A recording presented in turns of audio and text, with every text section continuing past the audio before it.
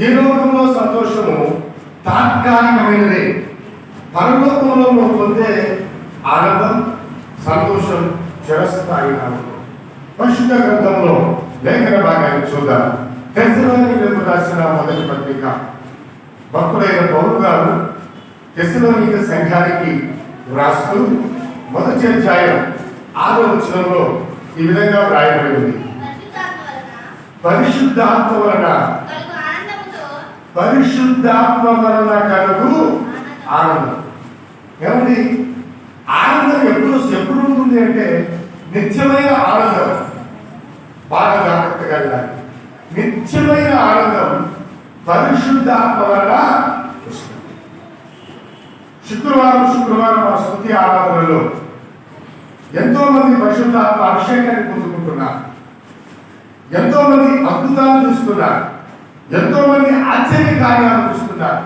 పరిశుద్ధాత్మ అభిషేకాన్ని పొందుకుంటున్నారు. ఆనందం ఎప్పుడు వస్తుందంటే పరిశుద్ధాత్మ నీలో ఉన్నప్పుడు ఆనందం. పౌలు గారు చెప్తున్నారు ఆ తెస్సలోని సంఘంతో, మీరు పరిశుద్ధాత్మ వలన కలుగు ఆనందం. మిగతా ఆనందాలు ఉందా?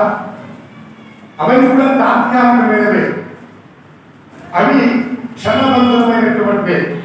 కానీ పరిశుద్ధాత్మని ఎవరైతే పొందుకుంటారో, పరిశుద్ధాత్మ అభిషేకాన్ని ఎవరైతే పొందుకుంటారో వారికట నిత్య ఆనందం ఉంటుంది. ఈ పరిశుద్ధాత్మ వలన మనం పరవశమవుతాం.